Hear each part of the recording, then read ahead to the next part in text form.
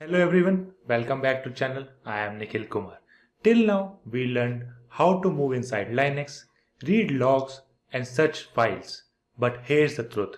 None of these matter if everyone is having a full root access. Imagine 10 engineers logging into same server and one wrong command and the production goes down. This is why Linux access control exists.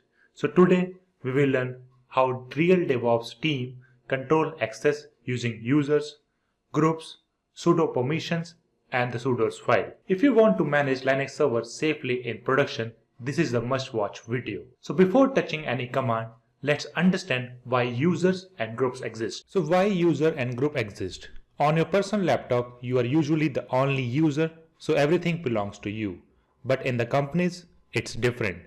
5 or 10, sometimes hundreds of engineers logging into the same server. If everyone was root, anyone could stop services, anyone could delete the configs, and anyone could break the production. That's a totally chaos. So Linux separates access using three concepts. First is user. It's a single identity, one person or one service. Then we have a group. It's a collection of users and the team. And then we have a sudoers. It's a rule that defines who can do what. So think of it like in a company, user is an employee, group is a department, and sudoers is an access policy. So once you understand this, Linux security becomes simple.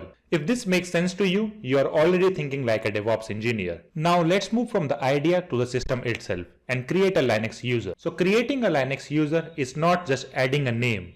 When Linux creates a user, it also creates UID, a user ID number, a home directory, and the shell environment. Linux doesn't really care about the names. Internally, it tracks everything using the numbers. Now let's create a user in this particular system. For that, we have a command that is user add and followed by the username. So I'm going to create a user with the name called DevOps. So the user got created. Now I need to set the password so that I can log in with this particular user. So for that, we can use a command that is passwd and the username that is DevOps. And here I need to enter the password. So I'm giving a password here. So again, it's asking the password. So I'm entering the password again. Now the password got updated successfully.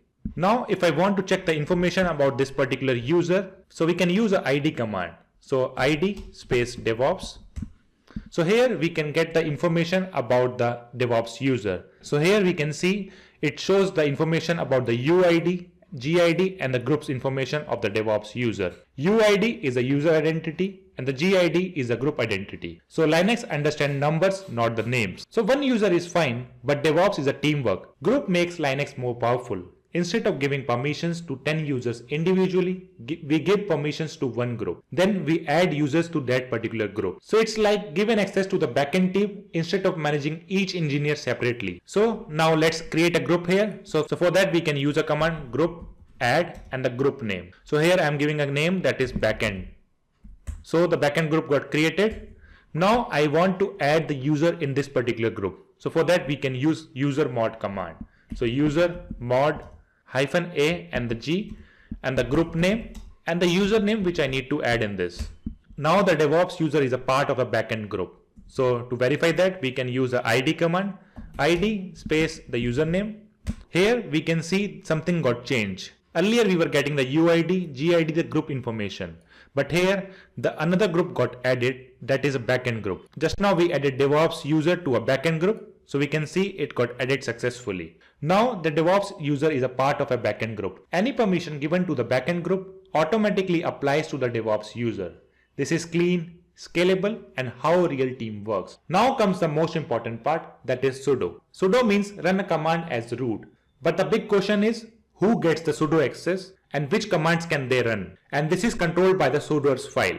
In the last video, I showed the demo like how we can use a sudo with a normal user to get a privileged access to execute some command or start and stop the services. But in this video, I will show you how to give an access to the user so that they can use a sudo access. Because right now, if I try to use a DevOps user with a sudo privileges, I won't be able to perform that action which needs a root access. If I try to edit some file here with a DevOps user, I won't be able to do it. So let me show you here. So if I switch the user to DevOps, SU and the DevOps, now I'm logged in as a DevOps user. So quickly verify that with the who am I command. I'm using a DevOps user now. So now if I write sudo vi/etc/host, this is a part of a etc folder and normal user can't edit this file. So if I try to edit this using the DevOps user, I won't be able to do that. So let me try it. So first of all, it's asking a password here because it's an administrator access. So if I enter the password here, if you see, I got an error message. DevOps is not in the sudoers file because we just created a DevOps user and it's not having any entry in the sudoers file. Sudoers file is not aware like which kind of sudo or the privilege access this user can have. So now let's add a DevOps user in the sudoers file and give an access to this particular user. So we never edit the sudoers file directly. We always use vi sudo because one mistake can lock you out. So for that, we can use a vi sudo command. So let me come out of this user first. So I'm running as a root user now, and let me clear out the screen as well. So for that, I can run vi sudo. So it automatically opens a sudoers file for us. So if I go down here, so if you see here, there are a couple of entry already created in this particular file. The root one is already created by the system when we install it. And the Nikhil user one is created by me to perform some action to show you in the previous demo. And this is the wheel group. If we want to give sudo access to some user, instead of adding into this file, we can add that particular user in the wheel group, and that particular user will get the complete access for all the commands in this particular system. So for now, let's create an entry for the DevOps user instead of adding it into the wheel group. So I've already showed you how we can add a user in the group. So you can use a user mode command to add a user in the wheel group. But here we need to understand if we want to give a limited access to some users to perform some specific operation. So let's give a full access to the DevOps user for now. So for that, let me enter one new line here. So first of all, we need to give a username that is DevOps user. After that, we need to specify the rule from which host this particular user can run. So for now, I'm giving all host. That means this rule works from any host. Then equal to and the brackets and all. This means the user can run any command as any user, including the root. And at last, I'm also specifying the all. That means that user can run any command. So this line means the user DevOps can run any command as any user from any host. So this is a full sudo access I'm giving to the DevOps user for now. We are using this only to understand the structure of the sudoers file. Never try to do this in the production servers. And let's save and exit. So if I switch to the DevOps user again, su DevOps, and who am I?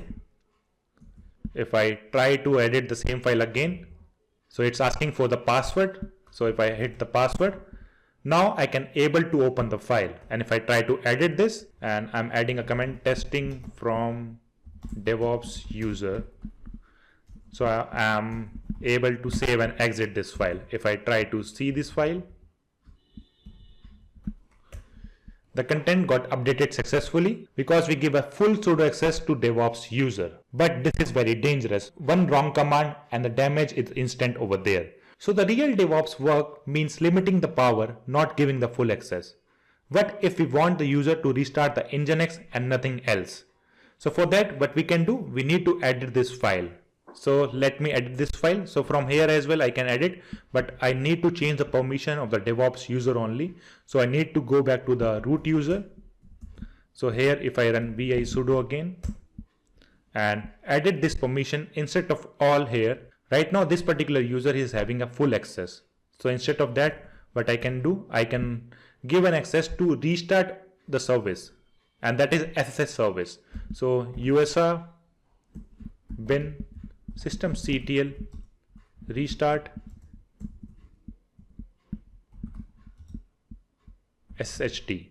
So this particular user will only able to restart this particular SSH service.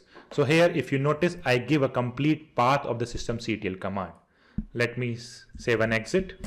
Now if I switch back to the DevOps user again, so if I run the same command again first, just for the checking purpose. So right now we get an error here because DevOps user is not allowed to execute the VI or open the file as a root on master 01 because we have restricted this particular user to perform only the restart operation of the SS service. So if I try to do the restart of the SS service using the sudo systemctl restart SSHD.